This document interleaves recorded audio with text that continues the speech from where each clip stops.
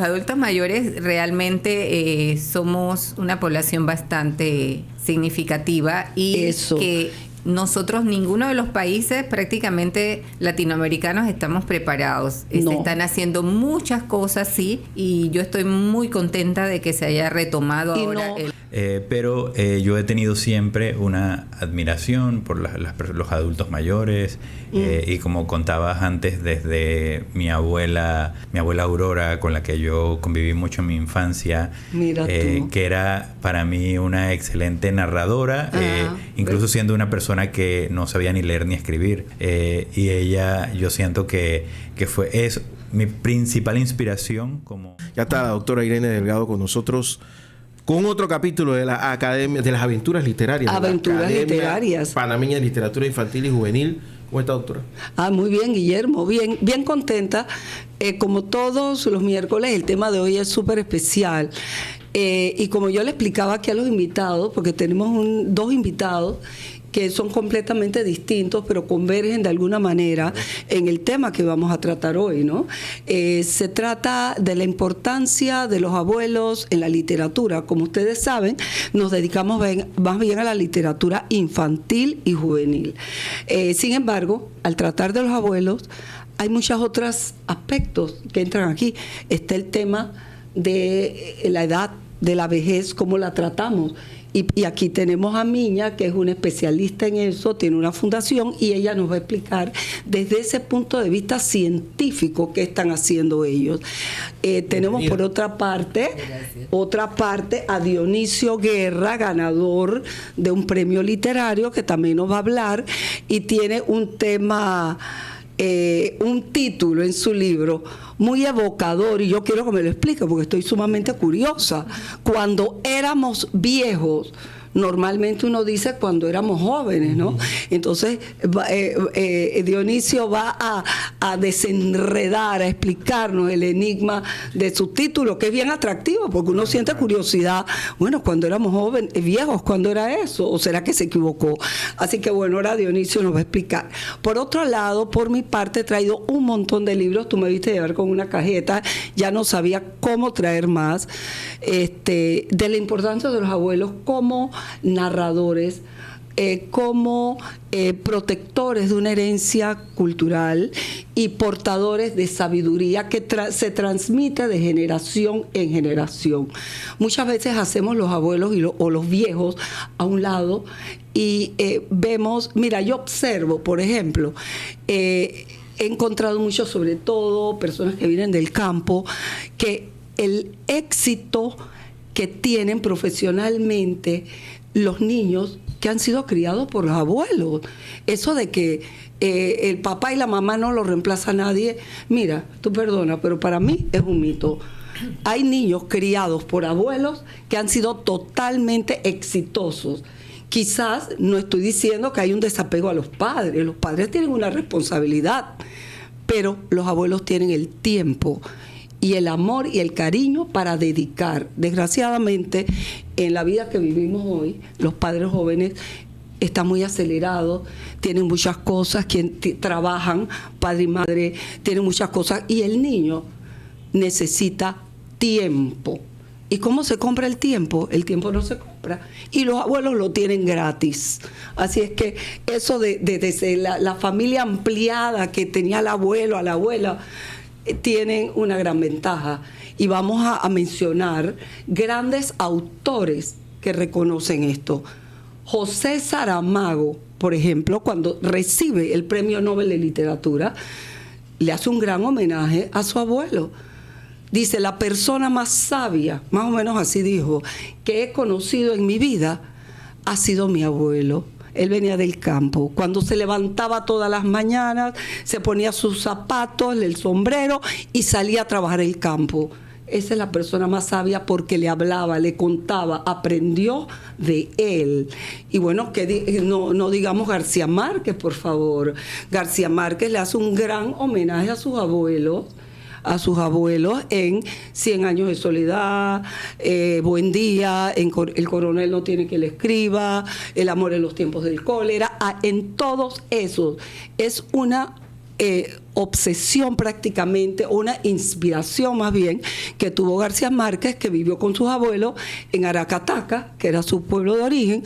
Un niño vivió en una vida rural, pero aprendió increíblemente. Ese realismo mágico se lo debemos a los abuelos de García Márquez, y a García Márquez, por supuesto, que con su talento pudo hacerlo valer.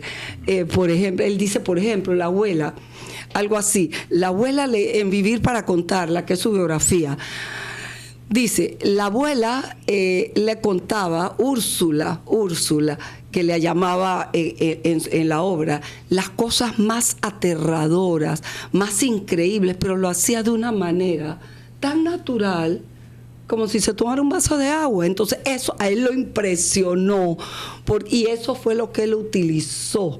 Mira, de niño, él iba agarrando todo eso.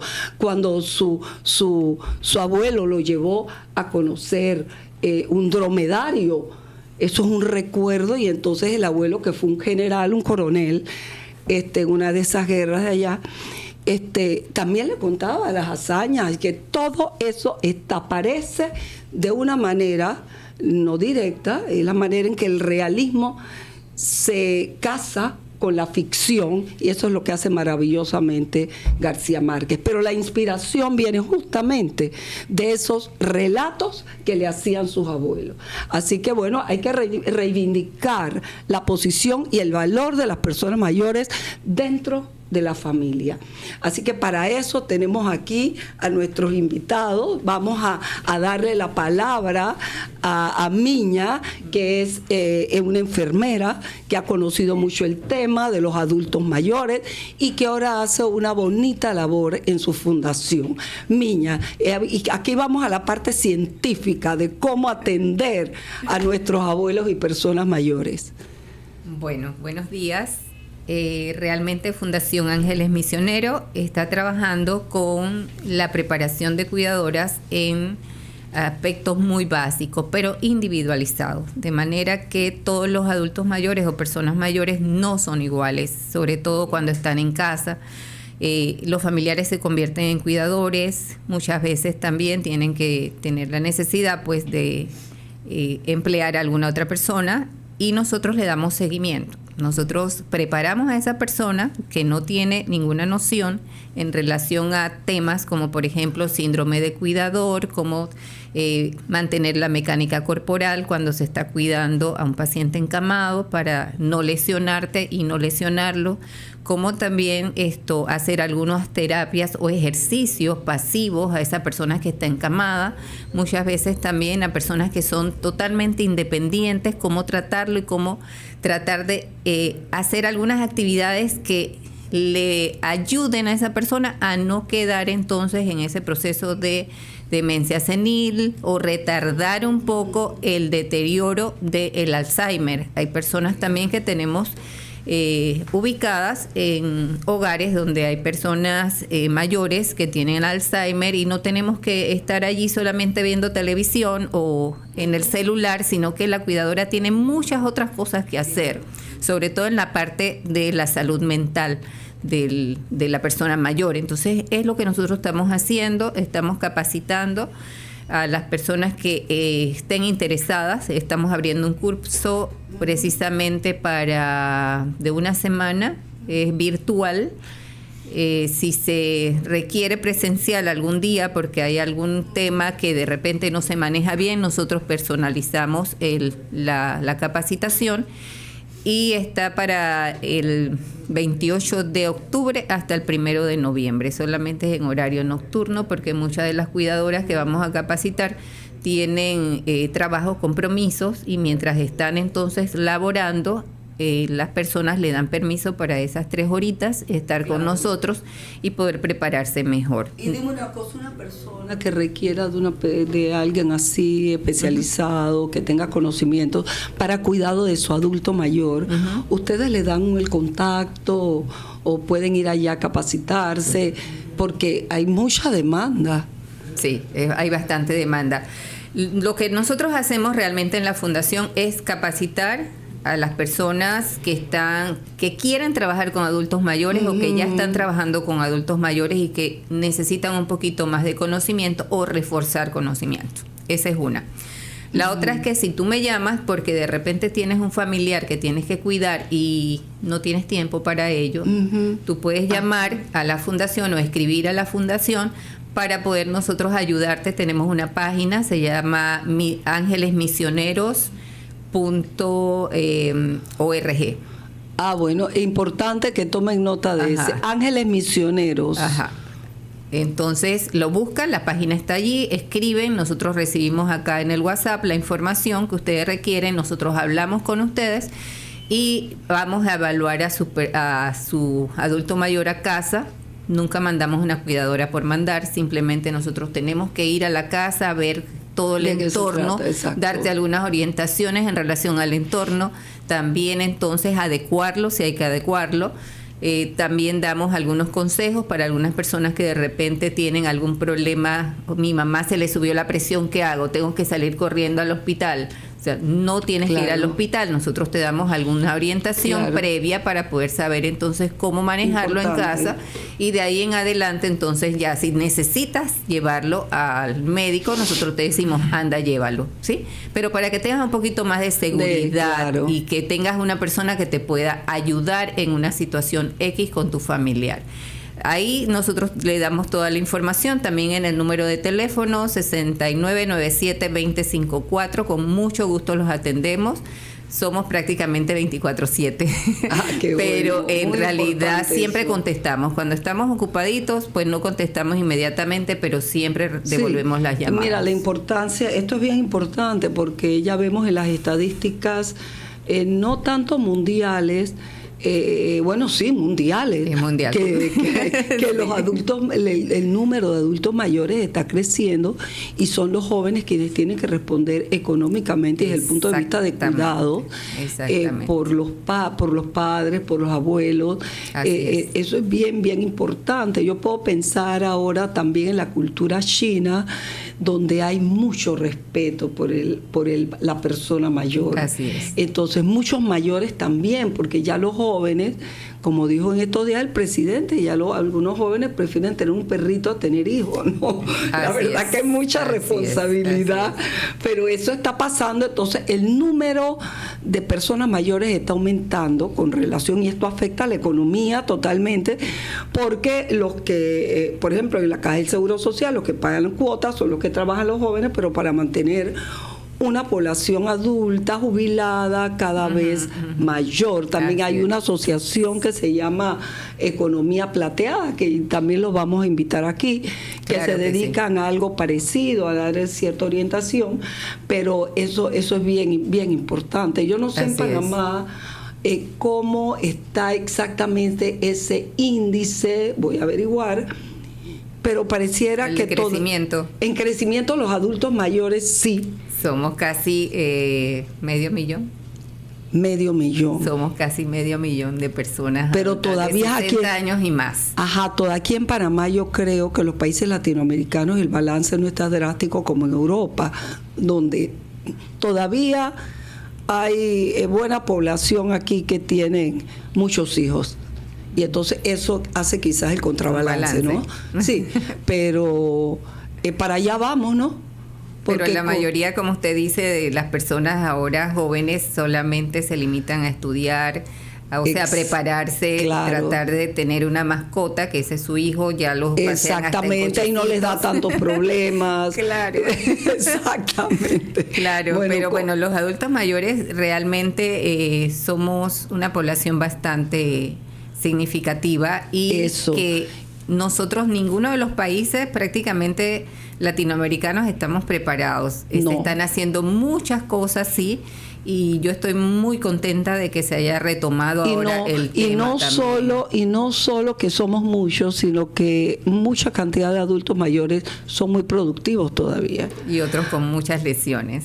Y otros también, exactamente. Esos son los que tenemos que cuidar. Entonces es importante que tengamos conocimiento sobre los cuidados de adultos mayores. Exactamente. Bueno, mira, interesante. Bueno, ya vamos a volver a ese tema, pero quiero también darle la oportunidad a un autor ganador de premio, novelista, cuentista, un autor joven. Tenemos la nueva camada de autores, ahora muchos jóvenes se están interesando por la escritura. Quizás, bueno, esto forma parte de toda esta dinámica, porque cuando los jóvenes tienen más tiempo, quizás no se apresuran tanto a casarse, ni tener hijos, ni nada. Entonces tenemos más escritores, porque para escribir hay que tener tiempo y hay que tener calma para reflexionar. Cuando uno está enredado en muchas cosas y problemas y todo, no logra tener la reflexión real sobre el arte en general. Sí, claro. El arte necesita reflexión, y esa reflexión no es no trabajar, es estar trabajando con la mente. Sí. Entonces, a mí lo que me llamó la atención de la obra, que quizás no tiene nada que ver con la vejez, comencé a leer el primer relato que me gustó, no he seguido a los otros. Entonces, imagínense el título. A ver, no puede decir tu título. Cuando éramos viejos. Sí. Cuando éramos viejos. Entonces uno se queda, bueno, ¿cuándo éramos viejos? ¿Antes o después vamos a hacer? Explícanos un poco qué te inspiró, Dionisio. Bueno, muchas gracias por la invitación. Yo como escritor siempre he sido principalmente un observador. O sea, yo escribo a partir de la observación. Eso es importantísimo. De pues, una persona que vi cruzando la calle. Y bueno, luego exagero, ¿no? Como pasa en la literatura. Pero yo he tenido siempre una admiración por los adultos mayores. Y como contabas antes, desde mi abuela Aurora, con la que yo conviví mucho en mi infancia, que era para mí una excelente narradora, incluso siendo una persona que no sabía ni leer ni escribir. Y ella, yo siento que es mi principal inspiración como narrador. Y de esas historias, tal y cual lo decías, historias fantásticas, pero ella siempre la supo contar con una sensibilidad tan bonita que bueno, yo he intentado siempre como replicar eso. Entonces, a partir de eso yo he tenido como una época donde estoy escribiendo principalmente con personajes que son ancianos, son adultos mayores, son abuelos. Y bueno, en mi primer libro, que se llama Cuentos Pixelados, que también fue premio... ¿Cómo se llama tu primer libro? Cuentos Pixelados. Cuentos Pixelados. Sí, que fue premio del diplomado de la Universidad Tecnológica de Panamá. Incluyo algunos relatos que ya tienen que ver con el tema de la vejez. Y luego me di cuenta que tenía ya varios cuentos que hablaban sobre el tema de la vejez, donde todos los personajes son ancianos. Entonces dije, bueno, recopilo esto y los armo en un libro, y lo propuse al Premio Nacional de Cuentos José María Sánchez, que bueno, resultó ganador. El título, no sé cómo se me ocurrió. No creo que se me vuelva a ocurrir. Muy atractivo. No creo que se me vuelva a ocurrir un título tan bonito como ese, porque yo creo que incita un poco eso, ¿no? Definitivamente causa curiosidad. Y Yolanda Hackshow, que fue una de las jurados en el premio. Tuviste una buena jurado. Ella tiene mucho criterio, Yolanda. Yo le pedí que me escribiera el prólogo. Y ella en el prólogo dice, desde el título es como el primer cuento, porque está planteando allí un dilema, ¿no? Y te incita a pensar en eso. Y luego, después de este libro, escribí también una obra de teatro con personajes ancianos. Mire, qué interesante. Esa obra ganó un Accessit en los Juegos Florales de Quetzaltenango en Guatemala. Y qué bueno. Después también transformé uno de los cuentos de Cuentos Pixelados que habla sobre una anciana en un cortometraje que filmamos en el 2022 en Pedací, y que se llama Aurora, que le puse el nombre de mi abuela. Porque ese cuento hablaba precisamente de esto que decías. Mi abuela desde las 5 de la mañana se levantaba a moler el maíz, a hacer los bollos, a buscar la leña. A las 7 de la mañana, que yo estaba abriendo los ojos, ella tenía todo listo.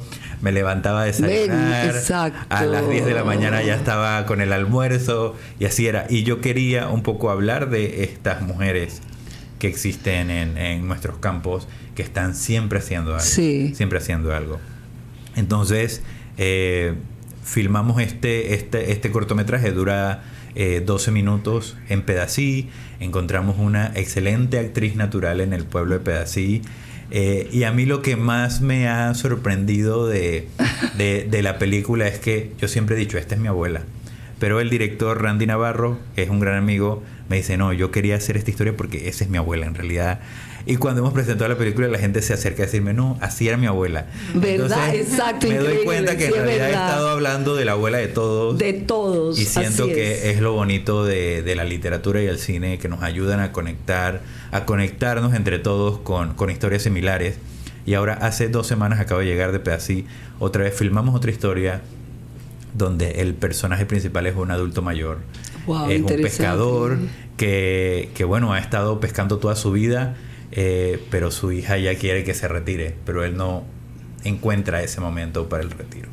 Entonces, yo creo que también va a ser una película muy bonita que acabamos de terminar de filmar y bueno, ahora viene el proceso de edición. Oye, qué interesante. ¿Y dónde se pueden ver esas Bueno, obras, Aurora la hemos películas? presentado aquí, Sí. la presentamos en Pedací, la presentamos aquí en el Teatro Gladys Vidal, y después ha estado recorriendo festivales, ha estado en Colombia, en Costa Rica, en España, en Polonia recientemente. Uy, qué interesante. Estuvo en el Festival de Banabá Fest, Cine de Derechos Humanos, y ganó como mejor película panameña. Wow. Ahorita está compitiendo en el Festival Ícaro. Entonces ha tenido un recorrido por varios festivales, y que también nos permite que más personas puedan ver esta historia. Así que yo como escritor me siento como todavía muy motivado a escribir sobre este tema, porque yo creo que soy un gran admirador, así como lo mencionabas. Sí. Yo siempre he agradecido mis mentores, que siempre han sido Eso. personas mayores, muy sabias, con mucho conocimiento, y yo aspiro a ser como ellos.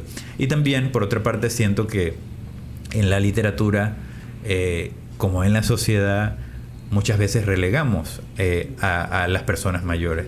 Entonces yo siento que bueno, hay una oportunidad también para mí como escritor de retomar estas historias. Mis personajes son ancianos, pero no son los ancianos con los que nos compadecemos. De hecho, yo siento que son muy traviesos. Exacto. Que son Pero gente, vamos a hablar de claro, ancianos traviesos en la literatura universal. que son gente que tiene la oportunidad que quiere seguir viviendo, que no están viendo un final de la vida, Claro. pero que con toda la experiencia que traen, tienen mucha información para tomar decisiones. Entonces eso es lo que me gusta tratar. Por ejemplo, el primer cuento que Sí. creo que fue el que leíste, que Exacto, está aquí, ese me gustó habla mucho.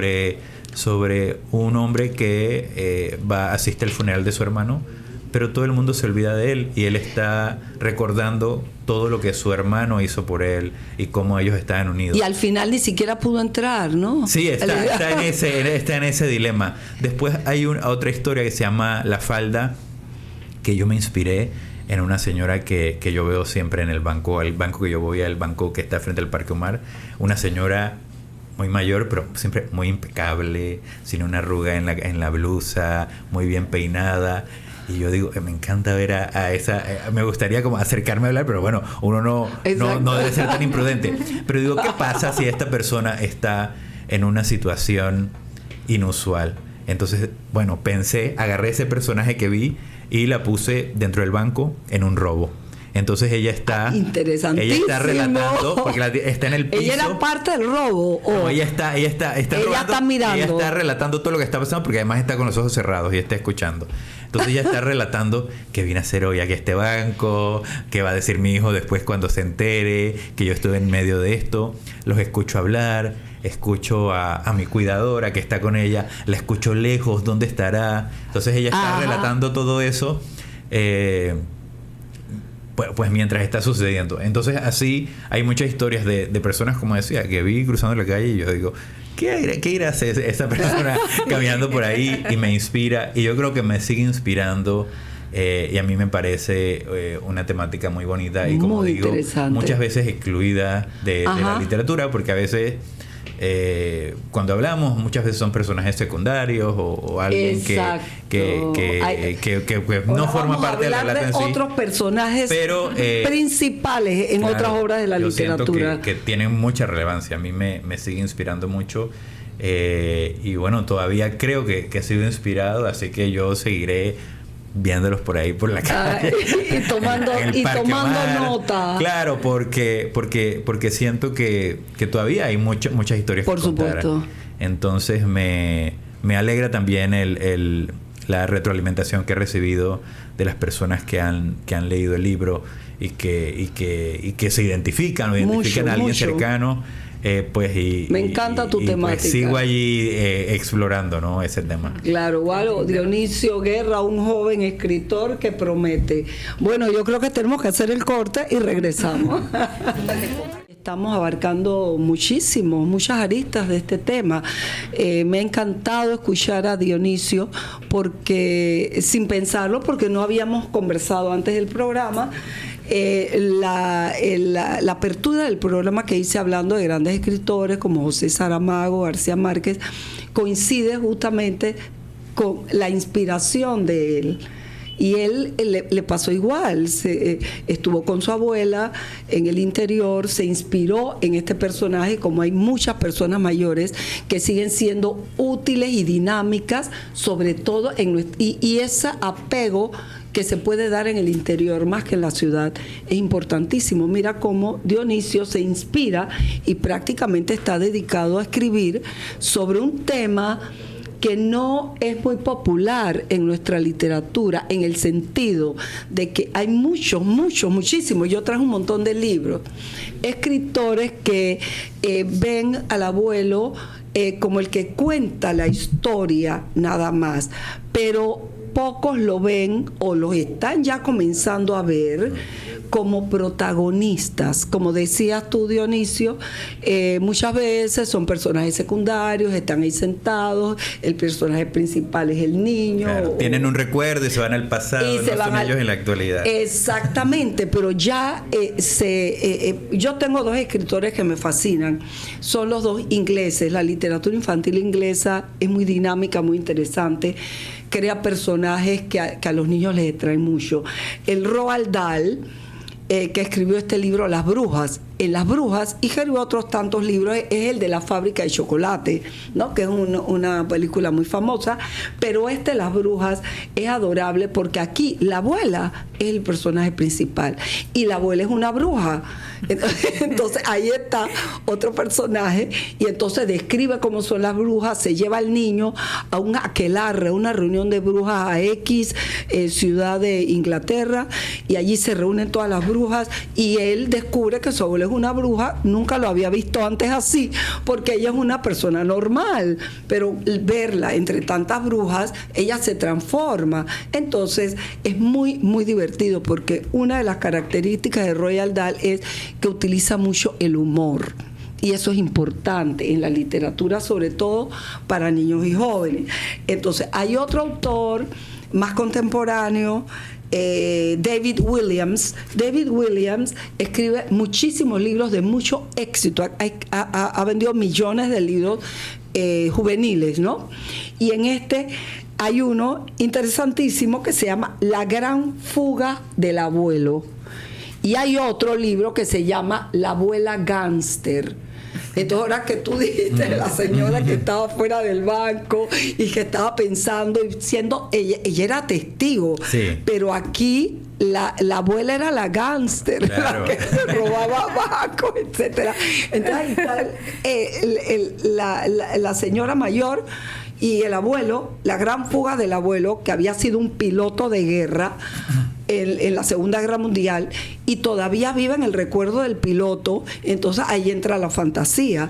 Es lo más divertido para el nieto, porque él va a un asilo de ancianos, pero él se fuga, encuentra un avión y se va con el nieto a vivir la gran aventura. Entonces está entre la ficción, ¿no?, esos relatos que le hace el abuelo de la Segunda Guerra Mundial, siendo piloto, etcétera, hacen que este niño viva la aventura de volar con el abuelo en un avión. Entonces vemos todavía esa inspiración de los abuelos hasta convertirlos en personajes importantes, ¿no? Bueno, y hay tantas cosas, ¿no? El abuelo también en la mitología. Los indígenas tienen también un gran respeto por la sabiduría de los antiguos. Todavía hay nuestros indígenas en Panamá, cuando hacen las grandes reuniones, está el curandero, que tiene un gran poder, está el cacique también, que es un anciano. ¿Y en qué se basan ellos? En que esa persona mayor es capaz de describir toda la historia del pueblo, desde sus antepasados. Ese es un tema importantísimo. Tenemos aquí Liliana de la Quintana, que es una autora boliviana, que escribe La abuela Grillo. La abuela Grillo es un tema indígena de allá de Bolivia, donde esa abuela, que es un grillo, es la que portadora del agua. Sí, me parece que hay una película animada también sobre ese tema. No sé si era de la misma autora, pero la vi hace un par de años. Exacto, es que es un tema mitológico que ella retoma y escribe, ¿no? Es un tema del folclore. Así que es bien, bien interesante. Así que ya vemos cómo esos temas de los mayores están bien enfocados. Entonces yo hablaba con Dionisio porque es un tema que interesa mucho a los niños. Los niños, por ejemplo, te dicen ahí en una de las obras, y yo lo he experimentado, porque también cuando yo le cuento a mis nietas, usan una expresión, y qué raro, porque le encontré también en el exterior un niño que usa la misma expresión. Cuéntame un cuento. Mis nietas piden cuentos de terror. Uno de mucho miedo. A los niños les fascina esa sensación del terror. Eso es lo que quieren, pero me dicen, pero un cuento de boca. ¿Qué quiere decir un cuento de boca? Que no quieren que uno esté apegado. Lo que yo hago para que les gusten los libros es tomar el libro y contar el cuento de boca, sin estar leyendo, porque ellos quieren la atención del adulto. Y ahí está la importancia del cuentacuento, que tiene esa técnica de darle vida al cuento. Sí. Bien, bien interesante. Sí, totalmente de acuerdo.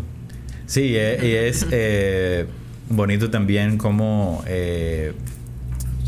seguimos rescatando esas historias panameñas también. Yo recuerdo mi papá cuando yo era niño, que también me tenía esas historias. Después descubro que son muchos cuentos de Chanmarín que estaban ahí en Chanmarín utiliza muchísimo. Sí, en esa mitología local, la fauna, las fábulas, y todo eso también sigue siendo muy bonito. Entonces también proponernos mantener esos relatos dentro de nuestras historias para nuestros niños. Claro, lo que tú decías anteriormente, de cuando las personas leen tus cuentos, dicen, bueno, pero se parece a mi tía, se parece a mi abuela, se parece a mi papá, y eso es así. Me pasó con el relato de Chanmarín, Chico Perico. El Chico Perico, esa es la vida de un niño del interior de esa época, y quizás de algunos pocos hoy en día, que quedan en el interior con sus abuelos, mientras sus papás vienen a la capital en busca de oportunidades. Entonces es una historia común. Cuando yo lo leía, yo pensaba, por ejemplo, en la historia de mi esposo, que es del interior. Él vivió exactamente lo mismo. Yo le decía, pero mira esto. Es como si yo estuviera leyendo la historia que me ha costado. Y como tú dices, ese es el valor de la literatura, que uno se identifica, y a través de esa identificación uno está reviviendo memorias. Y eso es bien, bien gratificante, ¿no? En la literatura. Sí, totalmente. Y bueno, acá con Miña, el tema de los cuidadores, por ejemplo, yo creo que también allí hay mucha inspiración para seguir contando historias. Ahora que hablabas del tema, por ejemplo, mi papá padeció de Alzheimer, mi papá falleció hace 5 años, pero ahí estuvo mi mamá como cuidadora, y yo creo que es un gran trabajo también, que muchas veces los familiares no pueden hacerlo. Nosotros tuvimos la bendición de que mi mamá pudiera ser Sí. cuidadora directamente de mi papá, pero no todas las familias tienen Claro. esa oportunidad.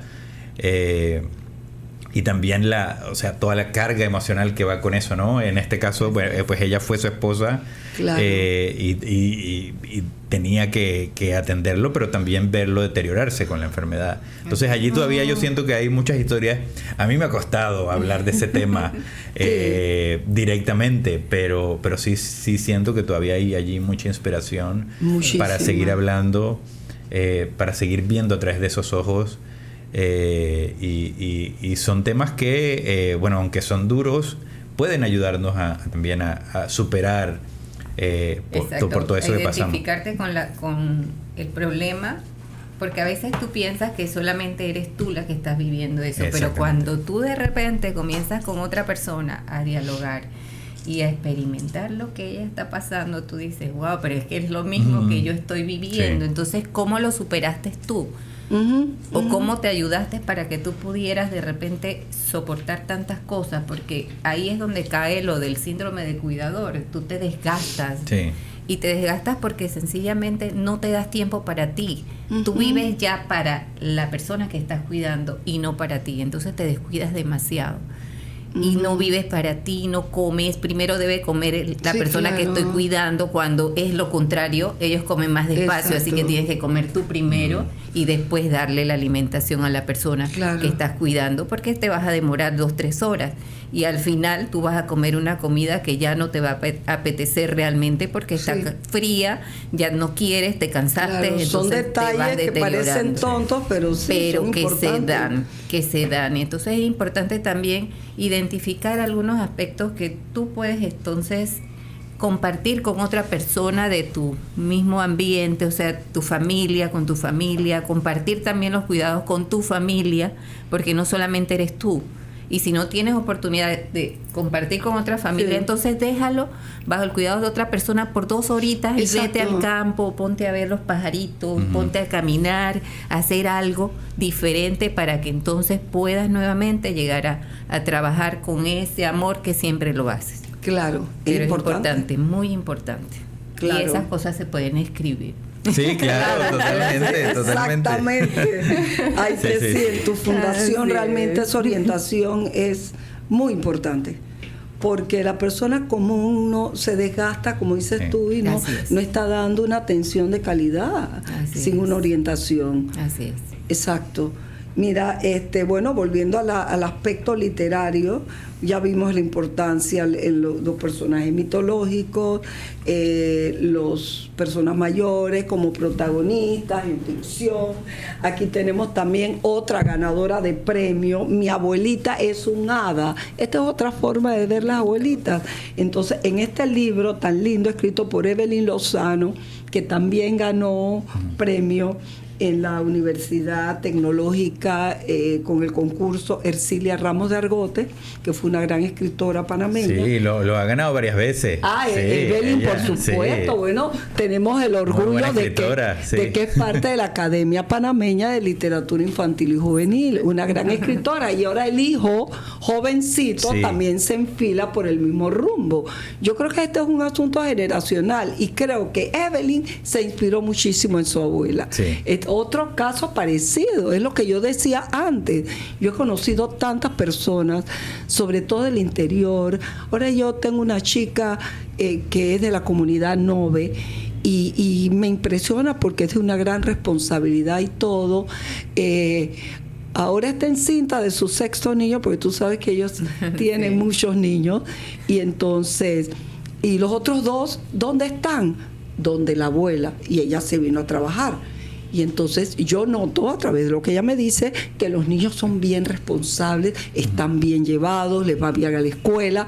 Yo le digo, mira tú pues la educación que dan los abuelos, porque si ella los tuviera acá, Sí. ella está trabajando, el marido también, quién sabe qué camino cogen. Claro. Sí. Así es que eso realmente uno no debe desaprovechar el que tiene la oportunidad. Entonces, lo que yo digo para las personas que ya están jubiladas, que han tenido una vida productiva, que a veces es hora de dedicarse a proyectarse sobre las jóvenes generaciones.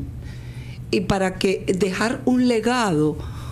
En mi opinión, uno no tiene por qué matarse hasta el final en puestos o situaciones que pueden ocupar personas jóvenes. Yo soy una creyente en el relevo generacional. Definitivamente, uno se retira, pero no se retira porque es inútil, no. Uno va a dejar un legado. Ojalá tuviera yo más nietas, más tiempo, digamos, para dedicarle a las nietas y transmitir algo, porque yo puedo experimentar la importancia que tiene cada palabra que uno, o cada acción que ellos ven que hacen sus abuelos, importantísimo. Entonces Evelyn tiene ese don, ha tenido esa suerte de tener a su abuela es un hada, y entonces ella se va mucho por la parte de ficción, ¿no? Que es tan interesante para los niños. Esta abuelita tiene una poción mágica que no es más que una chicha de saril, pero entonces la imaginación hace el resto. Es un hada, claro. Cuando tú tomas esta poción, te conviertes en algo más, entonces por ahí se va la imaginación. Así que Evelyn Lozano, tremenda escritora, estamos muy contentos de tenerla. Aquí tenemos otro libro de autora Silvia Schuher, ella es uruguaya, La abuela electrónica. Bueno, porque hay abuelas que están electrónicas y esta abuela trabajaba a pilas, estaba súper acelerada. Entonces, cuando yo vi el título, yo tengo un libro, un cuento que se llama Una mamá electrónica, pero esta es por coincidencia, yo no había leído este cuento. Y esta es una abuela electrónica. Entonces, definitivamente hay abuelas, y ahí me incluyo yo, que estamos como con pilas todo el tiempo, aceleradas. No descansan. Entonces, también hay abuelas electrónicas, todo tipo de abuelas. Este es precioso, este libro, es de una árabe, y me fascinó porque trata el Alzheimer. El Alzheimer, cómo lo trata ella de una manera tan tierna, cómo la abuela se le va olvidando las cosas, a la comida le echó más sal cuando ya se lo había echado, se le olvidó que ya tenía sal. Entonces, bellamente ilustrada. Y al terminar de almorzar, la abuela en un restaurante dijo: estoy muy hambrienta, ¿cuándo comemos? Se le olvidó que ya había comido. Son situaciones que tú debes conocer bien, niña. Eso ocurre. Y la niña se fue dando cuenta que algo extraño pasaba con la abuela, ¿no? Pero siempre muy tierno, y al final, definitivamente, y si llegara el día en que la abuela no me responda, yo sabré que dentro de ella recuerda a su pequeña princesa. Ay, hasta que me conmueve. Sí, es que los recuerdos del pasado son los que le vuelven de vez en cuando. Los del presente son muy escasos. Claro. Lo olvidan rápidamente. Entonces, si comí, pues no recuerdo que comí. Y Exacto. Tengo hambre. Pero sin embargo, se acuerda de cuando estaba chica. Sí, esa memoria clarísima. Exactamente. Sí, y lo importante en todo esto, ¿sabes qué es? Es que ellos siempre necesitan de la parte sentimental. Claro. Eso nunca lo pierden. A pesar de que lo recuerdan, ¿no? El amor, sí. Eso es importantísimo. Sí, exacto. Aquí hubo un proyecto muy interesante.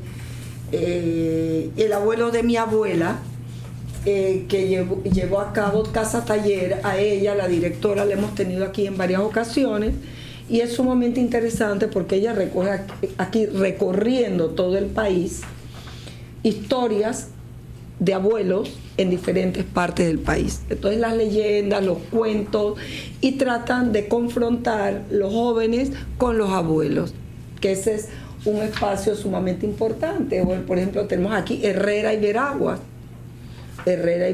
Entonces los abuelos relatan las costumbres, ella aborda la comarca Nove Buglé, la comarca indígena, los Emberá, es decir, hace un recorrido, y esto es como un libro testimonial, bien interesante, ¿no?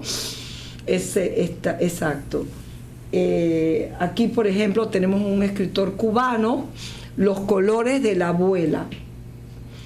Exacto, él es Joel Franz Rosell, que también ha estado aquí por internet, participando, era un cubano residente en París, y entonces los colores de la abuela, ella también es como ella va viendo los recuerdos toman colores, es decir, es muy lindo, ¿no? Es muy lindo este relato de Joël Frank Rosel.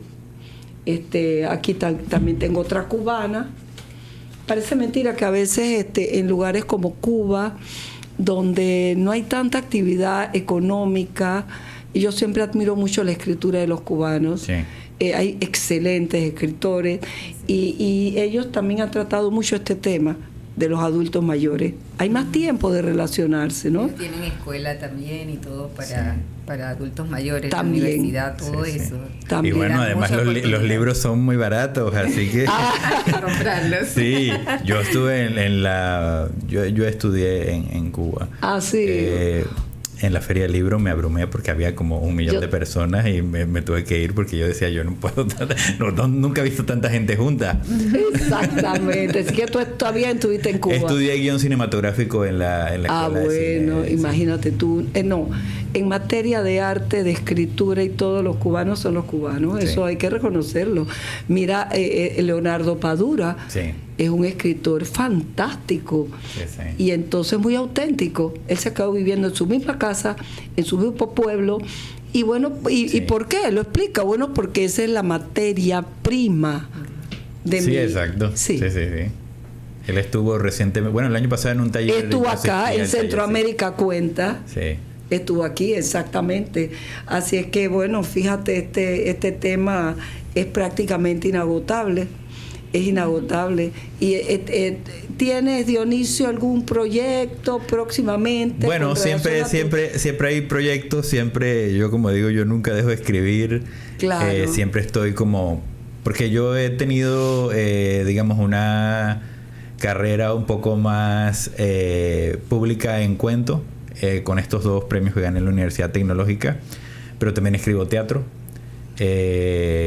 Tengo varios años formándome con para mí un gran dramaturgo, Edgar Soberón Torquín. Ay, claro. Y allí pues ya he escrito varias obras de teatro con él, obras de microteatro también. Como decía, una de esas ganó el Accessit en los Juegos Florales de Quetzaltenango en Guatemala. Y bueno, escribiendo cine también con esta película reciente que acabamos de filmar. Pero bueno, ahí siempre hay escritura y vamos viendo después cómo eso se acomoda. Pero yo creo que también parte de ese oficio de escribir, ¿no? Es dedicar un tiempo a ir trabajando en los temas. Claro. No siempre uno va a estar sentado escribiendo, sino que va dando esas vueltas en la cabeza. Y cuando se sienta y empieza a salir, pero a veces hay momentos en el escritor que la inspiración tarda en llegar. Y de pronto tienes un flash. Y es lo que decías también, de que uno debe estar un poco sereno de mente. Por ejemplo, el tema, mientras fue la pandemia, yo no escribí nada. Yo sé que hubo muchos colegas que escribieron mucho y escribiendo en la pandemia, pero yo no podía. O sea, yo pienso que había como otras preocupaciones. Y yo no podía escribir, yo no escribí nada, yo no ni un poema, nada. Entonces, luego que ya fuimos recuperando ya las cosas, bueno, ya me sentí más en paz para sentarme a escribir. Pero bueno, siempre hay algo ahí en la cabeza dando vueltas, así que... Bueno, eso es interesante lo que acabas de decir. ¿Por qué no escribiste nada en la pandemia? Porque uno necesita... Tú hablabas de la capacidad de observación. Y la inspiración viene de la observación. Sí. Exacto, los grandes artistas. Yo me pongo a pensar por qué nuestros indígenas que viven en medio de la selva son tan excelentes artistas. Cómo combinan los colores de una manera natural, que si uno trata de hacerlo no lo hace tan lindo. Cómo está combinada la mola, por ejemplo, los mismos vestuarios de ellos. ¿Saben por qué? Todo eso viene de la observación de la naturaleza. Incluso en tema de literatura, hay muy buena literatura de representantes de nuestros pueblos indígenas. Sí. Tienen mucha sensibilidad para transmitir eso. Poesía, conozco a varios autores.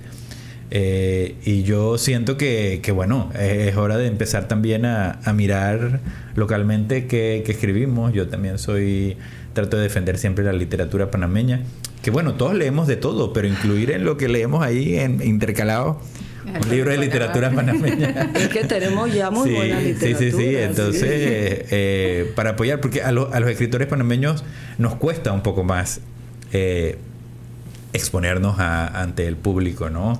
Y a veces las estrategias de las librerías o de las editoriales son muy agresivas, y nosotros estamos aquí tratando de que nos lean, pero siento también que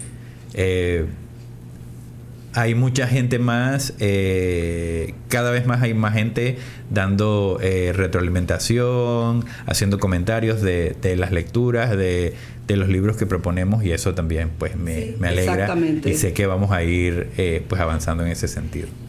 Tú hablabas del arte y la escritura de nuestros indígenas, y aquí tenemos el próximo miércoles, los invito a que escuchen el programa, porque viene Benjamín Divaidi Ávila. Sí. Y entonces lo conozco. Un gran actor,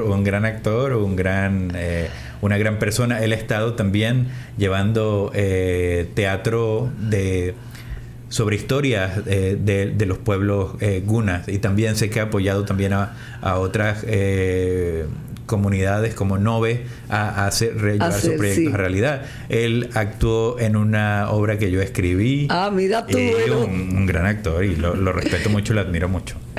Mira tú, qué bien. Bueno, como dice el dicho, Dios los cree y ellos se juntan. Sí, bueno. Se conocen los buenos. Sí. Ay, bueno, mira, ha sido realmente, se ha pasado esta hora volando, porque los temas han sido tan lindos, tan sensibles. Me alegra realmente haber conocido a dos valores panameños. Miña, con la labor social tan linda que hace Miña. Muchas gracias. Y próxima escritora ya dijo, ¿no? Sí, escritora, por favor. Ponete contacto. Invitada a participar de nuestra Academia de Literatura Infantil y Juvenil. Nos encantaría. Claro. Y quiero motivar a Dionisio que nos escriba también para niños y jóvenes, que este tema es súper interesante y los niños lo necesitan, y les fascina. Sí. Bueno, muchísimas gracias. Gracias, y bueno, bienvenidos en una próxima ocasión. A la orden siempre. Bueno, gracias.